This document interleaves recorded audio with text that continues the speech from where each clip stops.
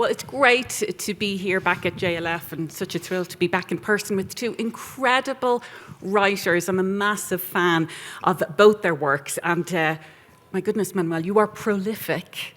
There are so many of your books to talk about. We're going to focus on some of your more recent ones. And David, this is the second time I've gotten to interview David about his incredible novel, Winter Counts. And both of our guests today have numerous accolades and awards, rightly so. And, we'll touch on some of that too, and the fact that books and stories that are so rooted in place have such universal appeal.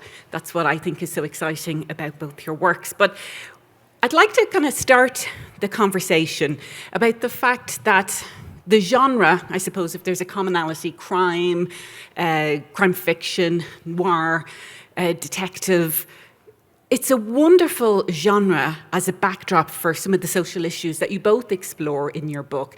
Social inequities, what's happening around racism, inequality, gentrification. It just seems to be a perfect genre to explore all of those. So, Manuel, I'll talk to you about that because you've explored that in so many of your books. But do you think that, crime works so well as a mechanism to delve into some of these social issues?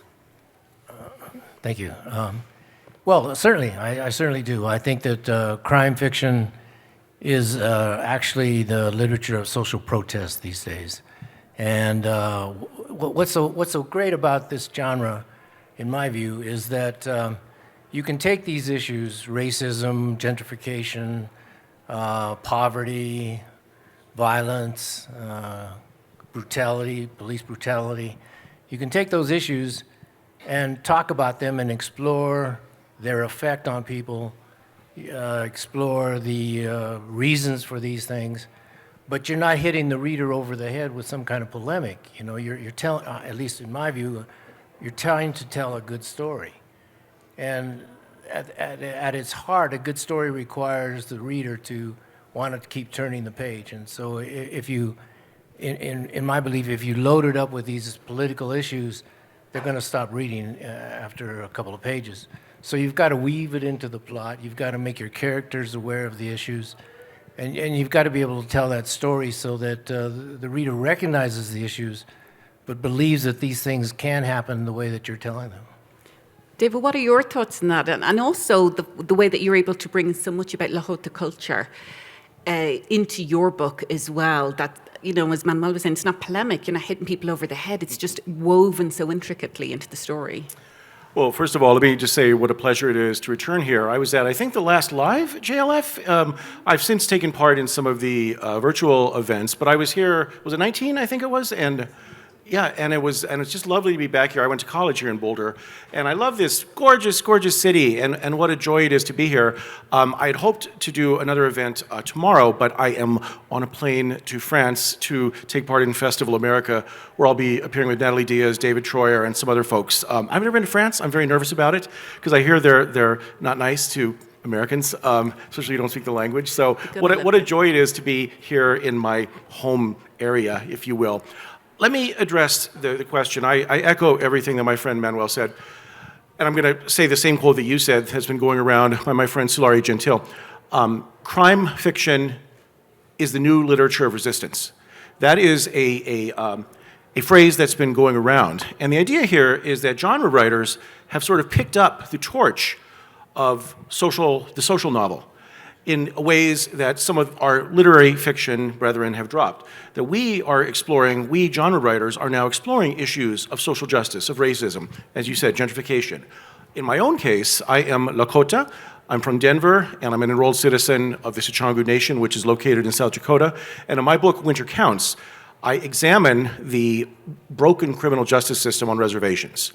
And I don't want to get too deeply into the weeds here, but 50% of all felony crimes on reservations are not prosecuted by the FBI. That's right. So child abusers, molesters, rapists, they are let free. They are released. And this is outrageous. And this is contributing to, I'm sure you've heard about the issue of missing and murdered Indigenous women. There's a reason why we have this problem. The US government is not doing their job.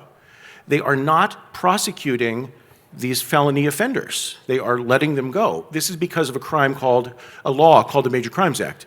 I'm happy to report that after the success of Winter Counts, which was a national bestseller, I have heard from several members of the U.S. Congress and their assistants, and there is in the works some possible amendments to the Tribal Law and Order Act. So the point is, literature matters. Fiction matters. We can make a difference. And I'm so thrilled that Winter Counts has started a national dialogue about some of these issues. And I can hope that the Congress will, in fact, follow through. And I'll stop there. It's a wonderful segue into the protagonists, actually in both your books, who are falling into that space that these are communities that have been completely underserved, for want of, it's a very light way of putting it, by the criminal justice system. And at the same time, completely over-policed as well. And so you have this awful dichotomy. But in Winter Counts, we've got Virgil Wounded Horse, who is an enforcer on the Rosebud Reservation. And as you just set it up perfectly there, David, because we're not getting crimes prosecuted, investigated, certainly not, or prosecuted. There is this real need to have these enforcers. So, we'll dive into Virgil as an incredible protagonist, but what is an enforcer? Because this is something that exists. So, because the U.S. government, Native nations, we do not have the authority to prosecute felony crimes on our reservation because of this 1885 law called the Major Crimes Act. Instead, the FBI and the U.S. Attorney's offices come in and they make the decision whether or not to prosecute. Because they are refusing to prosecute about 40% of all felony crimes, justice is not being served. And so people are turning to private vigilantes, such as my protagonist, Virgil Wounded Horse, for a price, which is $100 for each bone he breaks and each tooth he knocks out. You can hire him to go after the person that harmed your wife, your child, your sister, your mother. So these vigilantes actually exist on Native reservations. And I, of course, have fictionalized him. So that is sort of the backstory to Winter Counts. Well, in your book, Manuel, Angels in the Wind, we have a protagonist that we've met in previous books in your Mile High Noir series, Gus Corral, who's a private eye. So also operating in this space that's sort of the private, criminal justice system. And Gus, he's a flawed character. He's been to prison, and he shows up at the start of your latest novel.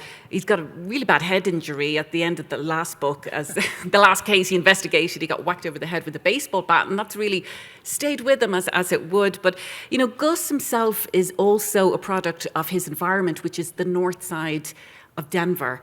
And north side, people might not be aware of it because of gentrification, it's got all these new names. What is it, like Highlands and various different terms? Known as Highlands or Low-Hi or Wi-Fi or Hi-Fi. It's got Rhino, all of those, which is coded speak for the changing neighborhood. And we'll talk a little bit about that, how language has contributed to blurring the lines around this. Yes, I will. I'll talk about it. I wanted to make one point, though, about what David had said about the Major Crimes Act. I was really thrilled to read that in his novel, because when I was up here at law school, one of the papers that I wrote was on the Major Crimes Act, and I pointed out several of the same issues that David is talking about. Of course, I never recommended that an enforcer was needed to change the law, but I'm glad David took the next step. Anyway, the north side in Denver is where my wife and I have lived now for more than 40 years. And when we first moved into that neighborhood, it was primarily a Latino neighborhood. Chicanos, Mexican Americans were the majority of the population in the area where we lived. But it was very diverse still. I mean, there was Italians, there was a long history of Italians in the neighborhood, Eastern Europeans. There were 3 Catholic churches within a few blocks of each other that represented 3 major cultures, Our Lady of Guadalupe, Mount Carmel, and St. Patrick's. And they were all within, you could literally see those churches from one to the other. So it just showed what the neighborhood was like. It was very colorful, very active, very down to earth. My wife and I have loved the north side area. But in the last 10 years or so, it has dramatically changed. And so no longer are Latinos the majority population. We are a distinctly minority group in the north side. And what that has meant is that a lot of people cannot afford to live there anymore. The cultures have changed. Respect for the history has gone out the door. And my guy, Gus, is somebody who was raised in the streets of the north side, who grew up in the north side and now has to adapt just like everybody else, or try to sell his mother's house and move out of the neighborhood, which he doesn't want to do. So he's forced into reconciling the changes along with what he knows about the history and along with who he is himself. You know, he is a guy of the streets. He's somebody who's gone to prison. He's struggling to survive. He has a family that really looks out for him, especially his older sister, Corinne. But at the end of it all, he's by himself, and he's the lone Chicano who can do investigative work. Well, in the book Angels in the Wind, he's out of his comfort zone. Yeah. We meet him first in Northside in Denver, but now he goes to eastern Colorado because his latest case is it's a missing persons case, but it's family. It's the son of his cousin. And so why did you want to put him in a completely alien environment, really, for him? And it also goes to Pueblo, too, which is such a fascinating place. I'm personally fascinated by Pueblo and its history and how that's also being gentrified. But why put Gus? Gus has enough on his plate. You whacked him over the head with a baseball bat, and now you're putting him out in the boonies, as you say, out in eastern Colorado. Why did you want to do that? Well, it was a good excuse to take a trip, you know. I mean, to do research, go to eastern Colorado, hang out, go to Pueblo, hang out. But in reality, you know, Angels in the Wind is the fourth novel featuring Gus that I've written. And the other three primarily take place in the North Side, although one has a side trip to Cuba, of all places. That's the Golden Havana Night. But I was trying to show that people who like Gus don't necessarily live in a vacuum, you know, that it isn't all just about their one single family or their one single neighborhood. You know, they are part of a larger community. And part of that community for Gus is his family that he doesn't really interact with all that much, but he knows they exist and they've spent time with each other when they were younger. And he goes to the eastern plains of Colorado because, as you mentioned, the son of one of his cousins is missing. He's 17 years old. And the family is getting very worried because although he's a chronic runaway, he's now been gone for a month. And so the family's very worried, and they ask Gus to help out.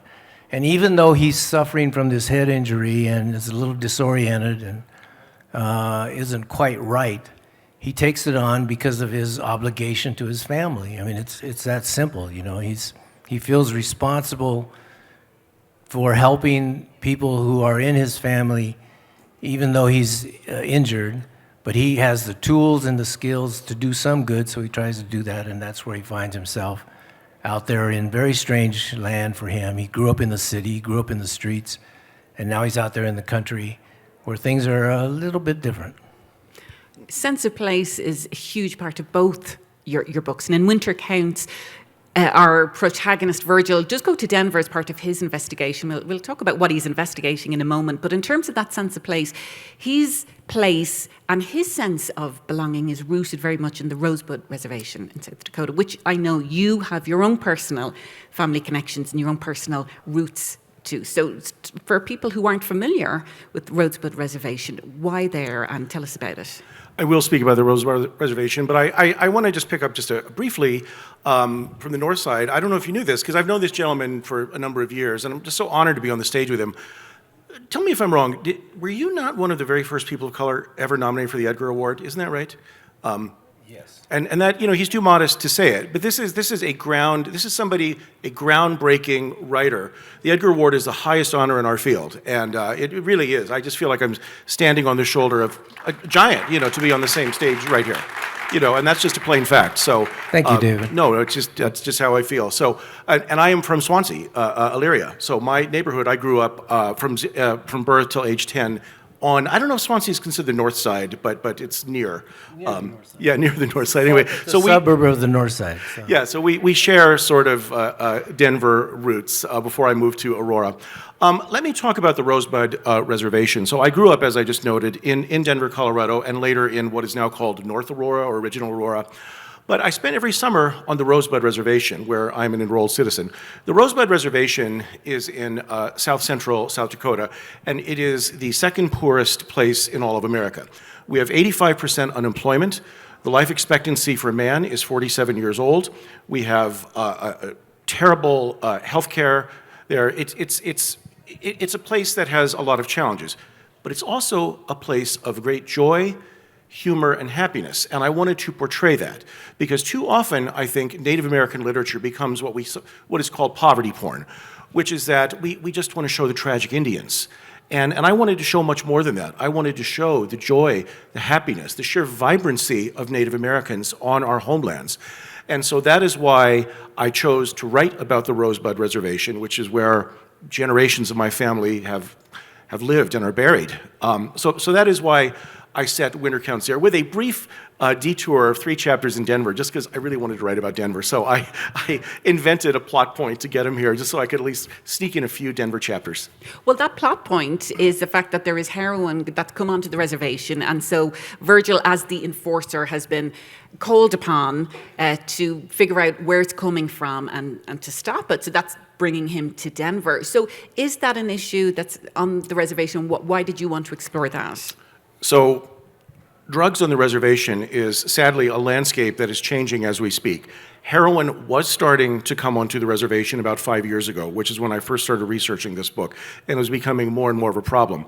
I am sad to report that that has slacked off as fentanyl is becoming a bigger problem. That is flooding the reservation, as is methamphetamine, sad to say. Meth has been a constant problem on our reservation, but now we're seeing fentanyl come in. And that stuff is just a terrible poison upon our land.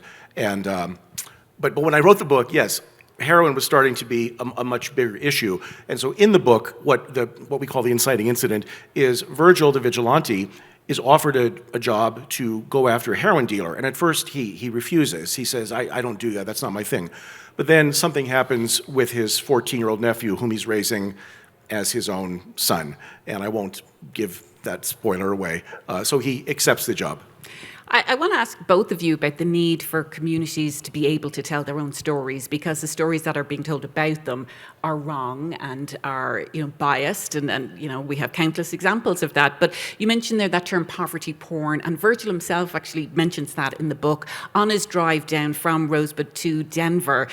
And I do want you to talk about Carhenge, because this is will blow your mind. This is a real thing. But just kind of in and around that scene where they're on the drive with his ex-girlfriend Marie, he talks about the fact that, when the major news outlets come up, they're focusing on, the alcoholism and the images that are seen are all negative. Why aren't they in talking about the music and the joy and the laughter? Of course, report on some of the problems, but why not talk about the real richness of life on the reservation? So talk about that, the need to have communities to be able to tell their own stories because they have been so misrepresented. Well, that's exactly right. I think too often Diane Sawyer came to South Dakota, and she went to our brother's Pine Ridge, which is the reservation right next to ours. And of course, she had to report on, yes, the alcoholics, the drug addicts, and it was a very dismal report that she did about 10 years ago. And so I think too often journalists, they tend to focus on just the obvious problems. But you have to dig deeper to see. We have a new skateboard park. We have wonderful new businesses. We have a culture. But you're not going to be able to experience that culture and the new vibrancy of the reservation if you just come and visit for a week. That's why it is important that we tell our own stories, because we can hopefully explore the complexity and the richness of these worlds that others cannot. Can I ask David? Do you think there's really an audience for that? If we take that task on, that responsibility, then who are we writing for, and who's going to read that? When I see a hand up there, thank you so kindly. I'm not going to lie. When I wrote Winter Counts, I did not know that it was going to sell, and I didn't know that it was going to sell to HarperCollins, one of the largest publishers in the world, because I didn't think anybody was interested in a novel about crime on the reservation. To my great surprise, there is an audience, a large audience, and I cannot reveal any details, but I've just sold the rights to one of the large broadcast networks to turn it into a television series. And so, thank you. Now, many things have to happen before it gets on screen, but I can tell you that it's well on the way. So I think there is an audience. I believe there is. They just and since the success of Winter Counts, I know of at least 10 indigenous authors who have gotten publishing deals, including my friend Ramona Emerson, who, if you don't know, she is a Navajo writer. She just wrote a crime novel. It was nominated for the National Book Award yesterday. This is the first crime novel ever nominated for the National Book Award, and it's written by an indigenous woman. So I am so thrilled about this. I do think there's an audience. I hope so. Well, I would say there is, and for Chicana literature too, and speaking at the National Book Award, Callie Fajardo-Anstine, who I'm sure everybody knows, a Denver Chicano author who has written about gentrification and she was nominated, she was a finalist, shortlisted for her series of short stories that really dealt with a lot of the themes that you do. And don't underplay the accolades that you've had. Colorado Book Award winner, Mr. Ramos. I mean, your thoughts on that, though, the stories coming out of the communities. And I suppose the question you asked, who then are you writing for? Well, like a good writer, I will say I'm writing for myself, but I do believe, as David has pointed out, that if you present the stories and you know what you're doing as a storyteller, that the readers will find the books, and then the other readers will know about them because of that. Sad to say, when I first published my first book in '93, it was a major publisher, and there was high hopes for the book, but I have to say that neither the publisher, the editor, nor I really knew what to do with the book in terms of how we were going to market it, how we were going to sell it, how we were going to present it. And in those days, I actually knew every Latino crime fiction writer in the country. I mean, I knew them personally. There was half a dozen of us, and we would occasionally get together and talk about writing the great American crime fiction novel from a Chicano perspective, And the situation has just changed completely now. I mean, I couldn't keep track of all the crime writers of color that are now publishing and winning awards and finding audiences. But in '93, that was, it was a rarity to see a book like mine getting published, especially by a major publisher. So I'm not sure what's happened, except, of course, of all the changes that have gone on in the country in the past decade or so. And with that, the arts are rising too, and so we are now hearing from more crime writers of color, more writers of color, period. Well, I think what's happened as well is folks like you, Manuel, opened a door and opened possibilities for many of the folks who have come behind. But, to kind of touch on that point about the authentic stories of communities, do you feel a responsibility, either of you, when you are portraying your communities? Because, well, certainly you were one of the first to really write about that. Do you have a sense of responsibility then? Well, I believe I do. I have a responsibility to be honest and true to my community, which doesn't necessarily mean that I will whitewash, if you excuse the term, whitewash the community. But it is a problem sometimes, a real conundrum. I mean, I'm writing violent novels. These are crime fiction. There's murders and guns and all this violence may occur on the page or off the page, but it's still there. And at the same time, I'm not trying to glorify any of that. I'm just trying to tell the story and what I know, what I believe to be true. So my characters, I really try to make them three-dimensional. They're not saints. They're not super people. They're like Gus, a guy off the streets who rises to the occasion when he has to. And so in that way, hopefully I can also portray a community that I think has been neglected in terms of literature and maybe the arts overall, with what goes on in our communities in terms of art and literature, and maybe expose people who normally wouldn't encounter that to some fresh ideas about their neighbors. What are your thoughts on that? Do you have a sense of responsibility, or how do you feel that? Does it weigh on you, David? I felt a huge sense of responsibility to write about the Rosebud Indian Reservation in an honest but positive way. And I probably worried about this issue more than any other. And the reason is because I knew that I was pretty sure that my book was the first written by a Sichangu Lakota author and set on the Rosebud Reservation, published by a Big Five press. What we call the Big Five. There are 5 large publishing companies in America. And there have been a couple of other fiction writers that have set their smaller presses on the Rosebud Reservation, but I knew that mine was the first one on this sort of larger stage, and I felt a real responsibility to give an honest but positive portrayal. So there were some things that I did pull back on, that I did not feel comfortable sharing, especially some things about our culture, some of our spirituality. I pulled back some issues because I didn't feel comfortable sharing those issues, and some of the other things. So I very much worried about that, and when a couple of reviews came out in the Lakota newspapers and websites, I can tell you my heart was beating like this. Are they going to roast me? Are they going to say that you've betrayed our culture? But thankfully, they were all uniformly positive. And I went, whew, so. And you have a beautiful story I've heard you tell of, I think you saw, was it a video that somebody sent you where a young Lakota girl taped herself in tears holding your book going, these are my people, you're telling our stories.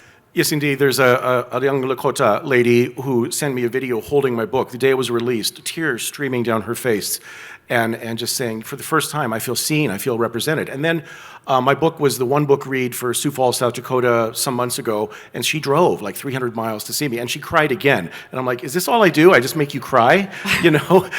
My students, I teach at Metro State University, they often cry too when they see me, but for a different reason. They're like, oh, him again? But I was genuinely moved by many of my native readers and the fact that they are so happy about the book. So that is probably been the best part of this journey. Well, to get back to a question that Manuel raised, it's like, what is your audience? I mean, you're headed to France. And in part of the many accolades for this book, I have to say it was, I can't remember what it was, but it was like in New Zealand, best book of the year on some metric in New Zealand. So you have got a global appeal and a global audience. To me, it speaks of the incredible writing, of course, but the universality of the themes, but the fact that I think there's a hunger and a real appetite to hear these authentic stories. I mean, people, regardless of where they are in the world, know that these stories have not been authentically told. Yeah, the book has been translated into 5 or 6 different languages, and it's always fun to work with my translators. I thought that the French translator, she's like, can I speak to you, David? I'm going to give a vulgarity here, okay? Is that all right? So, she's like, I have some issues for you, David. David, could you tell me, I thought she's going to be like, what is this shit sack? You like to use this word a lot, shit sack, And I'm like, well, but she's actually like, what is Mountain Dew, and why would anyone drink it? And so I had to explain to her, how do you explain to a French person what Mountain Dew is, the soda, and my German translators as well, lots and lots of stories. I am thrilled that, yes, it was voted the best book of the year in England and a number of different countries. And I'm just so honored by that. But I think that's a testament, like you said, to the hunger. People want to hear the stories about the indigenous people of the world. And so I think that's really what's driving this. Well, Gus Corral is one of the most compelling, protagonists. I have a real soft spot for Gus because, as I said, he's got this poor head injury. But he's on a redemption journey as well. And I think there's a nice conclusion for him and a personal arc. Both of these stories are page turners. I mean, we're talking about complex social issues that they get into and are really essential points, but they're fantastic thrillers as well. So we're not going to give away any endings. But at the ending, at least for Gus, I feel he's in a more positive place, perhaps, and I'm hoping he's going to come back. Yes, at the end of Angels in the Wind, he's definitely in a better place than he was at the beginning. And at the beginning of the book, he's disoriented and kind of out of it, but he takes on the task of looking for his nephew. And at the end, he's no longer in that situation, although it's not a happy ending for several people. And which might lead into a broader discussion about noir itself, does noir require a protagonist that is wounded in some way, that obviously has issues, that is trying to resolve his or her own situation? Are they always looking for redemption because they need to be forgiven for something that they've done? Those are all classic tropes in noir. And I mean, as a writer, I have to figure out what am I going to do with all that. Is this really my character? Is Gus really like Sam Spade or any of the other classic noir or hard-boiled heroes of past crime fiction? And obviously, there's a lot of difference. And obviously, when we talk about Chicano Noir, it adds a whole other layer onto all of that stuff that we take for granted about noir and crime fiction. So I think that, that's where we are. Well, Virgil is also kind of flawed. He's battling his own demons, and a lot of that is around identity. And I'll let you explain, David, the term that you use in the book that Virgil is, because his personal identity and his own demons are a big part of the story. I'll be happy to talk about that, but let me tag on just a little bit to what my friend over here said. So if you're not a crime fiction aficionado, you may not know that noir is a subgenre of the crime fiction world. And I originally wrote Winter Counts as a true noir novel. I wrote a short story first, and it was a lot tougher, and Virgil, Wounded Horse, dies at the end. But I rewrote it as a thriller. So it has noir elements, but it's not a true noir anymore because it does have sort of a happy-ish ending. But I love noir, and hidden inside the book, I can now reveal it, there's a hidden tribute to Jim Thompson, who is widely regarded as the greatest noir writer ever. So within the book, I have a hidden tribute to Lewis Owens, who is in my view, the greatest Native American crime writer who is tragically underappreciated and took his own life in the 90s, and also a hidden tribute to Jim Thompson. So let me use that to answer your question. Jim Thompson was what we would call in the Lakota language an Heska. Heska is a word in the Lakota language that used to mean translator, and then it started to mean speaks white, and now it means half-breed. And if you call somebody an Heska on the reservation, you're itching for a fight. And Virgil is, in fact, Heska. And this was one of the issues that I really worried about writing the book, because we do have discrimination on our reservation against people that are Heskas. And I didn't know, is this like some of our dirty laundry that I shouldn't reveal? But I decided that I needed to present it to be honest and accurate. So Virgil is an Heska. He has rejected his Lakota heritage and Lakota spirituality. But if you haven't been able to guess this, over the course of the book, he learns to appreciate and heal himself through the use of traditional indigenous spirituality, which I'll add as a brief digression. Native American spirituality was outlawed and made a felony crime in the United States of America until the year 1978. 1978, it was a felony crime punishable by 1 year in prison if we practiced our religion and our spirituality. This is an outrage, and that is going to play a larger role in the sequel. Well, I'm glad to say there will be a sequel. Okay, great. So Virgil's coming back, as will Gus Corral, right? I know we've heard from Gus before, but Gus is coming back? Gus is on his way. He got me going on a couple of chapters already. So. Oh, good. We're going to talk a little bit more in a sec, but I can't go on without you explaining Carhenge. I mentioned that earlier. This blew my mind. And actually, this is a place that Virgil had a bit of a spiritual awakening, albeit this is not, on the reservation. What is Carhenge? Carhenge is one of the most wonderfully crazy sites in the USA. It's in Alliance, Nebraska. Some crazy farmer decided to make an homage to Stonehenge. And so he took these 70s cars and buried them in a cornfield on their side and then capped them. So it looks like an exact replica of Stonehenge, but made with old 1970s cars painted gray. It actually exists. It's crazy. And it's just, I drive back and forth the reservation quite a bit. And when I go one route, I always stop at Carhenge. And it's so weird that my Virgil Wounded Horse has a little bit of a spiritual experience there. Now, how sausage is made here. My editor wanted me to cut that. Okay, my editor at HarperCollins said, you need to cut this scene, Dave. I'm like, nope, that's not going to happen. Because I thought it was important, because what I'm trying to do in Winter Counts is obviously tell a great story that keeps people up all night reading, but I also, and the political concerns that we've been talking about, but I was also hoping to pioneer a new style of indigenous crime writing. And I believe that if there is a native crime writing style, it incorporates elements of mysticism, surreality, And so I really fought to keep that scene in there, and I won. And he also wanted me to change the title of the book. He wanted it to be called Buffalo Nation. That's terrible, right?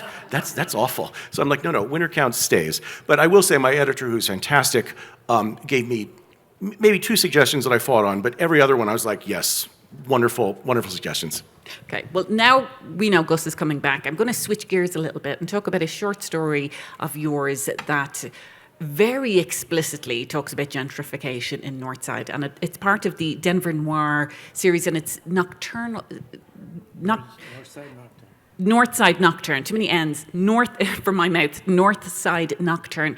And this is so explicitly about gentrification. There's a series of murders that happen, and people are wondering, is this because of gentrification? So I'm going to let you set it up a little bit more, Manuel.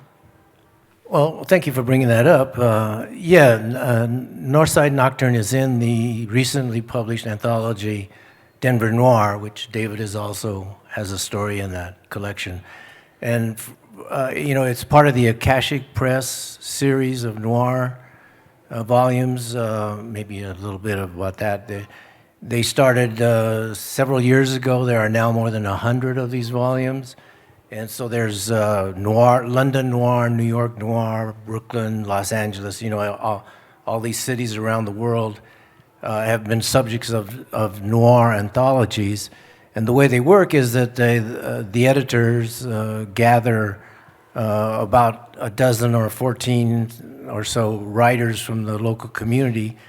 Each one gets a neighborhood, and you write a short noir story about that particular neighborhood. And they've been very successful, very popular, except they hadn't had Denver in their lineup until just this year. So that book was published, in May? In May. So, and Northside Noir was my take on the neighborhood where, as I said before, where I've lived for 40 years. And it's again about people who have grown up in the neighborhood and are impacted by the dramatic changes. And it kind of goes out of control because, shootings start to happen, and there's a heightened tension, heightened violence in the neighborhood, all coming from the economic realities of what gentrification is doing to folks who have resided in that neighborhood for decades. So I was very pleased that I was asked to participate in that anthology, and that story kind of just rolled out. Once I started, I just couldn't stop, and it kept going, and I'm glad that it's in that collection. Well, that story is full of the coded language that we talked about earlier, that real estate, use, neighborhoods in transition, up and coming, which is all code for gentrification and displacement. Because when we talk about gentrification, we always have to talk about then who is being displaced as a result. And the protagonist in there and his mom are kind of weighing up, well, if we were to sell our house, because we're getting, a pretty significant offer, where do we go? And that is the reality for many folks. 5 Points would be another neighborhood, I think, that's had the same dynamics in Denver. People families who've been there for generations are often being, given offers, but where are they going to go? And what happens to the fabric of the neighborhood when everybody's gone? And unfortunately, there aren't good answers to those questions. And I would also mention that 5 Points is in the anthology. And I would really recommend it, not just because my story's in there, but I think there's some excellent short stories in that collection. And some of the younger writers, less experienced, have really pushed the barriers on their stories. There's one thing just in terms about the real estate and what happens to these neighborhoods. The mom talks about, well, I've seen this sign that says, we buy ugly houses, which you have probably seen all around the place. We'll give you cash for houses. And a few years ago, I don't know if he was at that time, but he certainly has been since, Bobby Lefebre, who is an incredible Chicano poet, playwright, out of Northside as well. He wrote a play, Northside, about these issues. But he did this art installation in La Raza Park where he got these actual property signs from the neighborhood. They weren't recreated. He actually picked them up and he put them out. And so you can see very visually what's happening in these neighborhoods when you see it all, put together. I mean, what is Northside like now? What is going on? Well, there's a certain amount of peace because the housing market or whatever has slowed down a bit. It's not as hectic as it used to be. But I have to say the artists of the North Side have really taken up the resistance. Bobby is an example. You know, his play, Bobby is the poet laureate of Denver, so he has a certain authority. But other artists and groups, the North Side Artists Coalition, for example, and groups like that have taken up pointing out the problems, the issues, bringing it to the politicians, you know, trying to do something about what's going on. Well, I think, do we have time now for questions? Or are we done? No, go another 5 minutes and then we'll take questions. Okay. That'd be great. Okay. You know, housing is a big issue on the reservations as well. And I do want to talk about the impact of COVID. And I know that you wrote the book, you know, prior to COVID, but then COVID has, as we all know, disproportionately impact certain communities, and Native American communities are one of them. First of all, because I know you really set up like fundraising, you were definitely trying to raise awareness about this. Talk about how the housing problem on the reservation has contributed to the COVID crisis and what's going on now. I certainly will, and as usual, let me just tag on to my friend over here and what he said. So Denver Noir is a great, great volume. Akashic Books is one of the great publishers for crime fiction, and it's supposed to be a secret, but by now everybody knows. So they contacted me and asked me to edit a new volume, which is forthcoming, called Native Noir. Mm-hmm. It will be the first all-indigenous authored collection of crime stories ever, and I've got some heck of a good lineup of authors. Tommy Orange, Brandon Hobson, Morgan Talty, people that aren't traditionally crime writers. And so keep an eye out for Native Noir coming from Akashic Books. So I'm excited about that. Let me talk about housing on the reservation. If you don't know, housing on the reservation is complicated largely because of a case from the U.S. Supreme Court called Johnson versus McIntosh, which introduced something called the doctrine of discovery, which said that native, indigenous people have no right to own property. The minute that somebody from Europe comes over that's a Christian, sets foot on indigenous land, they gain the rights to the land. Natives only have a right of occupancy. This is still good precedent from the United States Supreme Court. It's part of what's called the Marshall Trilogy of the famous cases that set the tone for how Native people are treated in the USA. And because our right to our land was essentially taken away from us, we were moved to reservations where I have 3 pieces of land on my reservation, but I don't own it. It's held in trust by the US government. I can't sell my land. It's leased out to some white ranchers. And so I get a check from the government every 6 months for renting out my 3 pieces of land to these ranchers. My last check was $1.67. So yeah, you know, few years, I can go to McDonald's and I can maybe even get that dessert as well, you know. So this is all true. Land for us is held in trust. This means housing is a real problem. We can't build housing on our reservation. So we have 3, 4, 5 families being stuck into a little trailer that is meant for like 3 people, but maybe 10, 20, 30 people be living in there. It's an outrage and it's a disgrace that the US government is not allowing us housing on our own land, on our own reservation land. It's an outrage. So COVID hits 2 years ago.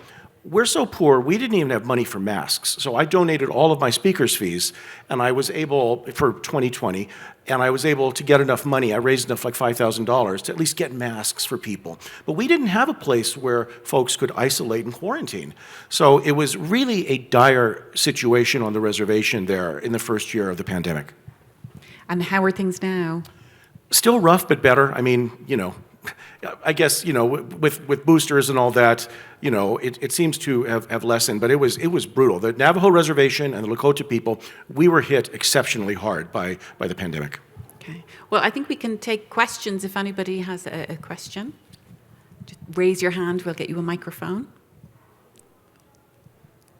Well, while we're waiting on people to be less shy, I mean, you're involved, both of you, in so many short story anthologies, writing your books, writing the sequels, adaptations of the book. I mean, this is such an exciting time for literature that does not center whiteness and that does not just, you know, bring out the tropes that we have just seen for so long. I mean, talk a little bit more, David, about Native American and literature.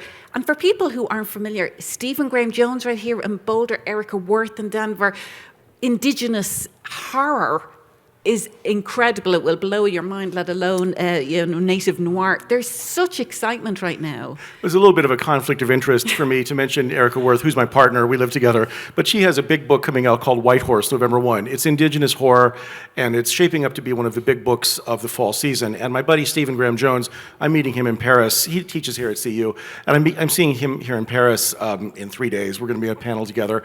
No, there's a lot of exciting things going. But I think what all of us writers of color, whatever genre we're working in, I think we're constantly bringing in new issues and trying to open eyes and educate at the same, and as well as entertaining.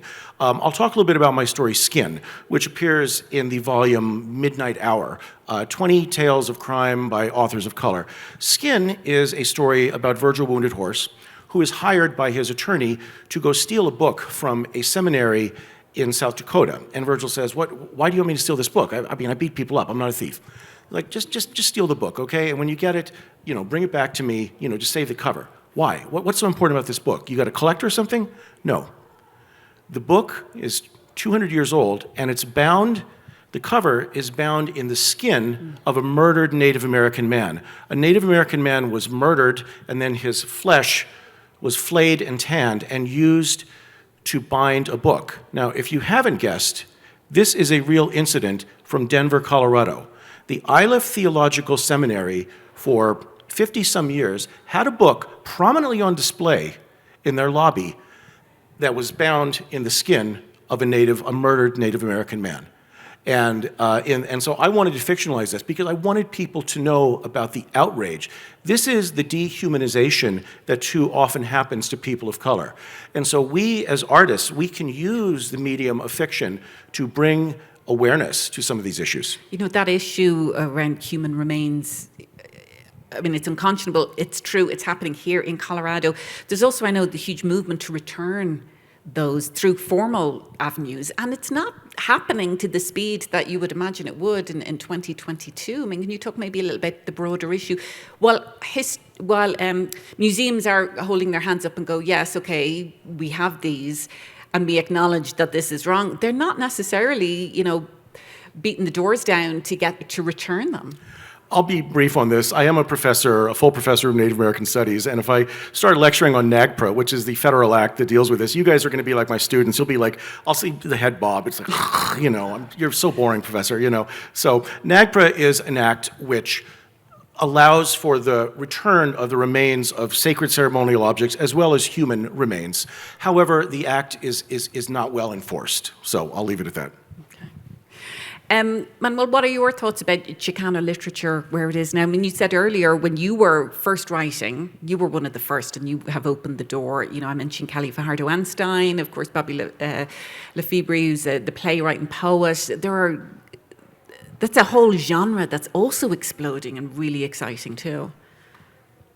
It is exciting, and I need to mention that really the godfather of Chicano literature, Rudolfo Anaya, who passed away a couple of years ago now, was just honored by the Library of America. They've published a special volume that include 3 of his novels. He gets a shout out and a mention in Angels in the Wind. Yeah, right. Yeah, well, Rudy Anaya was a tremendous person. I mean, generous, helped young writers. He helped me a lot. He was very much a mentor.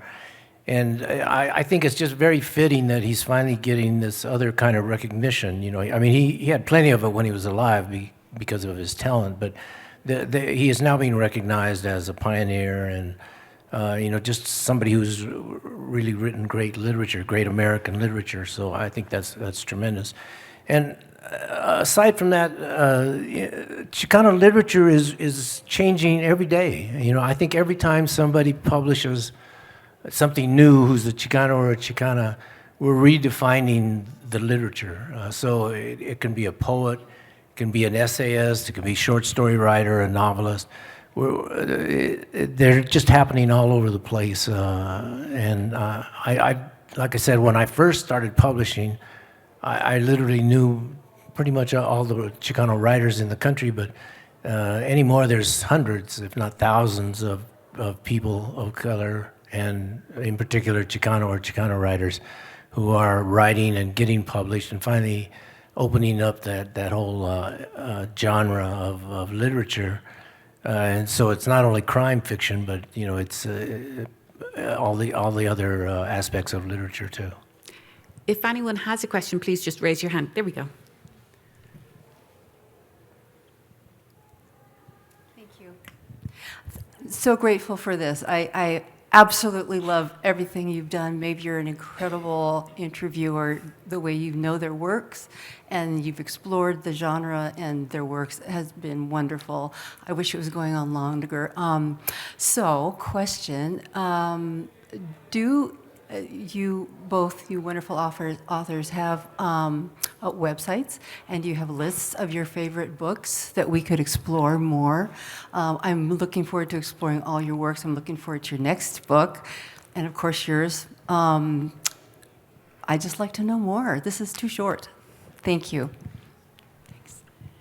I do have a website. It's manuelramos.com, and I have listed all my favorite books on that website. They're all my books by coincidence, but they're there, so you can find it. Good.